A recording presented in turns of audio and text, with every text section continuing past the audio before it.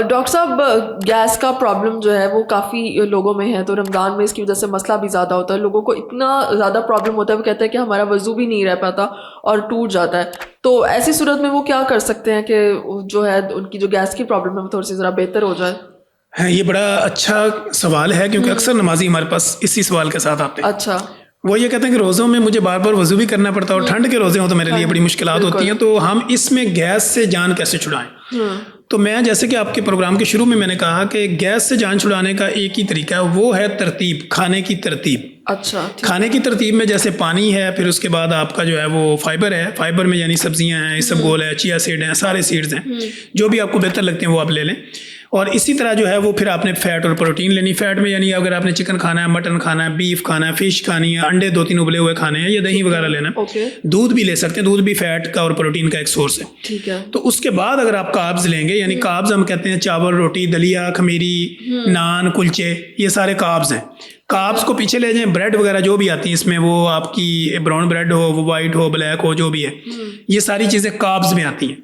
तो कार्ब्स को एंड पे रखें, बाकी चीज़ों को पहले खाएं, तो गैस का जो एलिमेंट है वो ख़त्म हो जाएगा और आपका वज़ू भी नहीं टूटेगा और 5 नमाजें हत्ता के तरावी तक आप चल सकते हैं। अच्छा, ठीक है। अच्छा, जैसे कि आपने कहा कि कार्ब्स जो हैं वो उनको लास्ट पे ले जाए, लेकिन कार्ब्स जो हैं वो अमूमन किसी ना किसी प्रोटीन के साथ ही, फाइबर के साथ खाए जा रहे होते हैं, या वेजिटेबल के साथ, चिकन के साथ, तो फिर ये कैसे मैनेज होगा? पराठा एंड पे और सादा तो नहीं खाया जा सकता। असल में ये होता है ना कि अभी आप स्टार्ट में अगर पराठा खाना शुरू कर दें ना, तो पराठे की मिसाल कागज़ की है। एक कागज़ के ऊपर पेट्रोल डालें और उसको आग लगाएं तो वो ऐसे फट करके फटेगा और ख़त्म हो जाएगा। अच्छा।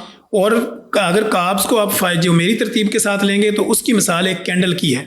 अच्छा। कि आपने यहाँ मोमबत्ती रखी, उसको आपने आग लगा दी, वही मोमबत्ती 3 से 4 घंटे चलेगी, लंबाई उसकी भी उतनी है जितनी कागज़ की है, लेकिन वहाँ पे उसने काम जल्दी जलने का किया, यहाँ पे काम स्लो किया, क्योंकि यहाँ वो मिक्स हो गया फाइबर के साथ, प्रोटीन के साथ। ठीक है। तो अगर आप फाइबर, प्रोटीन और ये सारी चीज़ें मिक्स लेंगे तो आप कैंडल की तरह रहेंगे, आराम राम राम राम से चलेंगे और आपको तंगी भी नहीं होगी।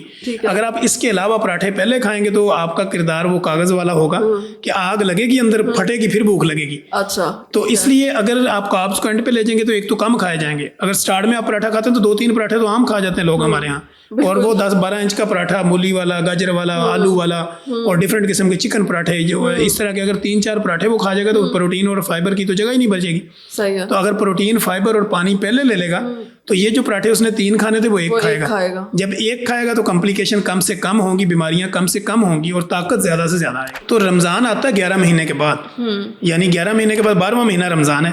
अब 11 महीने तो हमारी रूटीन बिल्कुल खराब रही है, यकदम हम उस पर कन्वर्ट होंगे तो चेंज होगा। जैसे कि आपको लगता है कि अक्सर लोग हमारे पास आते हैं, उनका रोज़ा होता है लेकिन कुछ खा के कहते हैं, ओह मेरा तो रोज़ा था, टूट गया, मुझे पता ही नहीं चला, क्योंकि उसकी ट्रेनिंग नहीं होती। तो 8-10 दिन पहले से आप अपनी डाइट को जो है वो चेंज करना शुरू कर दें, नाश्ता बेहतर करना शुरू करें, रात का खाना जल्दी खाना शुरू करें, थोड़ा सा फिजिकल अपने आप को एंगेज करें, जो चीज़ें आपके पास नहीं है वो सामान पूरा कर लें, ताकि आपकी एक मुकम्मल तैयारी हो और आपका माइंड बना हो कि मैंने ये रोज़े रखने। जब आप रखना शुरू कर देते हैं तो आपके लिए कोई प्रॉब्लम नहीं होती। लोगों को गर्मी, सर्दी, बारिश, अंधेरी, वो हर तरह के रोज़े रखते हैं क्योंकि उनका माइंड बना होता है, ट्रेनिंग हुई होती है। एग्जैक्टली। बहुत शुक्रिया।